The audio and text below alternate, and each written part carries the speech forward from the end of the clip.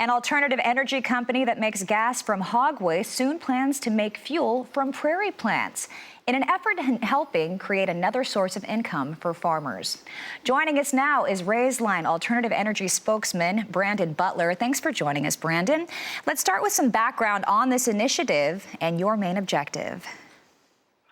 Thank you for having me. Some background on the company. We were founded in 2012 by Rudy Roeslein. He spent a lot of time around anaerobic digestion in Europe. Thought it was a practice we could institute here in America. We were able to form a joint venture with Smithfield Foods to begin production of renewable natural gas on their farms in northern Missouri. We currently have 3 farms producing renewable natural gas from swine manure, and we are moving towards the plan of digesting native prairie plants into a biogas as well. You know, let's talk about some of the ecological and environmental benefits from using fuel derived from the prairies.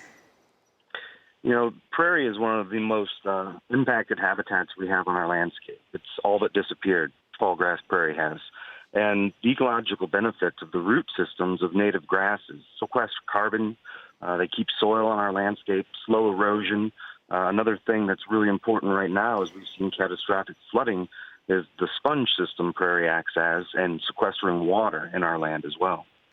You know, this could actually end up being profitable. Talk about how you see this being another source of income for farmers.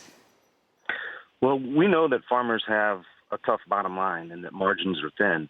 So we've seen farmers move into a lot of plantings on marginal lands.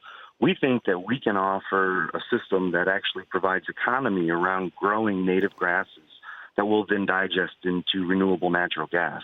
So we're currently in the process of establishing the value of this gas, and then we hope to be able to approach farmers with contracts similar to CRP and have a long-term vision for a partnership with native grass plantings.